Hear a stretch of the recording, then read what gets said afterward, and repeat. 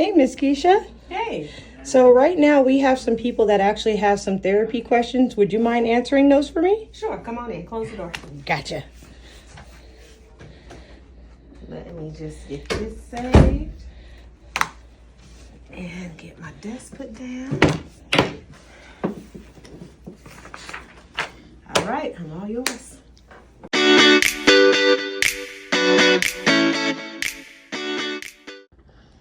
All right, Miss Keisha. Right now we are going to talk about therapy and the process. Okay. So what should someone expect in their first therapy session? So first and foremost, what's very important to understand is that usually anywhere you go, it does depend on the setting, but most places that you go, if you're using insurance, the first one is always an intake assessment. They have to figure out, what symptoms are you having, like what's bringing you to therapy, because when you're using insurance, you have to have a diagnosis code in order to be on it for them to cover. So oftentimes people will come in and say, well, I don't want a diagnosis. I got to diagnose you with something in order for them to pay. Other than that, you're out of a lot of money, right? So we consider that, some places may call it the eval, the assessment, or the intake. After that, you're scheduled in for a follow-up session, and that's when session gets to rolling, your therapy sessions.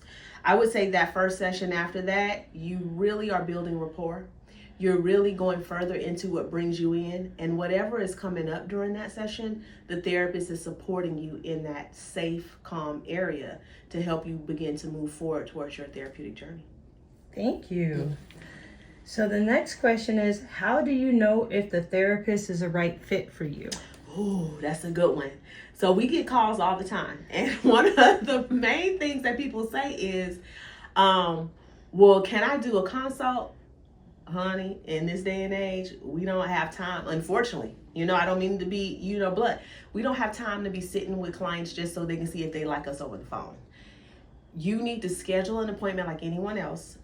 Pay for that appointment, whatever needs to happen with insurance, do the intake, and you're talking and getting a feel for a person then. But I usually tell people, have a few sessions, at least 4, maybe 5, to find out if that is a good fit. Because therapy is no different than seeing a primary care, a dentist, to a doctor.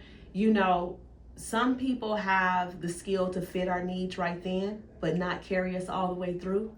And some people, despite whether they're being a specialist or not, just that's what it is. It's a great fit, it's in harmony, and it works.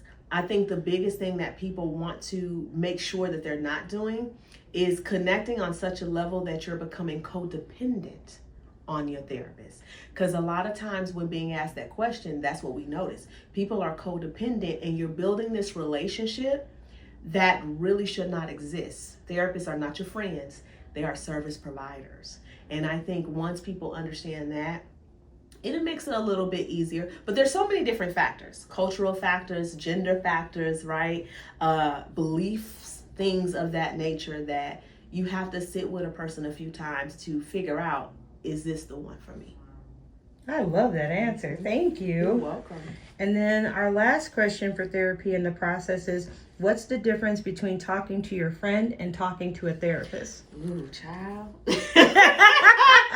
At the end of the day, I'm going to be very honest here. And this is the truth. We are ethically bound by certain things. Sometimes people come in looking for certain things that a provider can say, yeah, I believe this or not. But we have to be careful with self-disclosure. So friends and families are able to self-disclose. You're talking about life experience that you probably experienced together. Because of that, and because they know a little bit more about you than the provider that you see, they're already biased. Even when they say, well, I'm not being biased, I'm here to listen to you. Think of it this way. It's a difference between somebody changing a tire and somebody knowing how to do your braking system, right? Our families may know how to deal with our hearts and talk to us in certain ways, but they can only take us so far.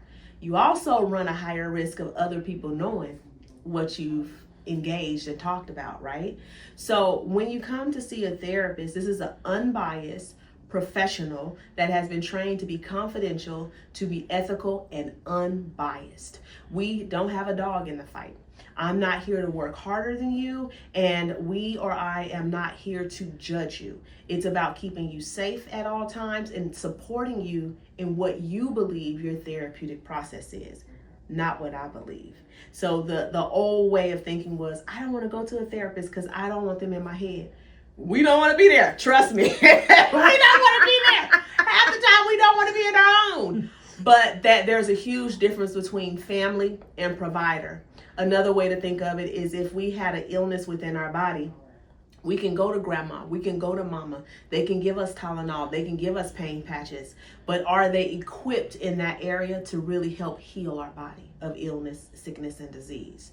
A therapist is there to provide techniques and modalities and stuff to help you on your healing journey. So I love that.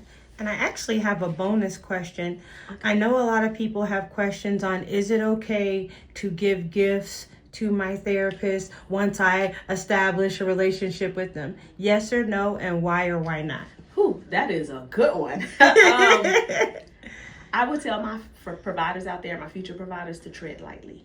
I think you have to know the client, you have to know the situation. I myself have been gifted and not even knowing that I was being gifted. The client has called to see if I received it, and I say, yeah, thank you so much.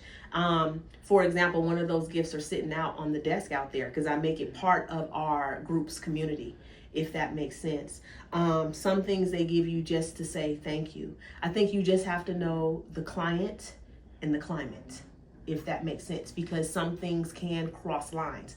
For example, it would most likely be more acceptable for a provider that works in a rural town where they are one of very few and this occurs, versus a provider that works in a large metropolitan area where you kind of got to weed through what's going on and what that is. The other side of that too is a lot of times I get those questions about, well, my child is graduating or I'm graduating, can you come? It's nothing wrong with the invite, but at a distance. You should not be engulfing yourself in your client's life, and neither should they be meshing into yours. So I hope that answers that question. So it's almost like crossing a little bit of a boundary. Absolutely. It could be. It could be. Like, let's say, for example, you're a client of mine and you've graduated services, therapy, and you say, I just want to take you out to dinner. I would say respectfully, I appreciate that. Just to know that you would think of me in that way. Unfortunately, I'm bound by ethics and standards that won't allow me to do that. And what if your follow-up was, well, can I just give you a card? Absolutely. It's nothing wrong with that. You see the differences? You have to know the climate, the client, and like, what is the intentions in behind it? Not everybody has ill intentions, but let's just say too, that client had been working on the issues of showing love through buying things and stuff like that. I got to be careful as a provider, understanding and equipped what we've been working on, because I don't want to create a new behavior in you or resetting or causing regression by allowing you to do certain things that you shouldn't. So it's a lot of different moving parts, but the biggest thing is ethical standards and professional standards and boundaries.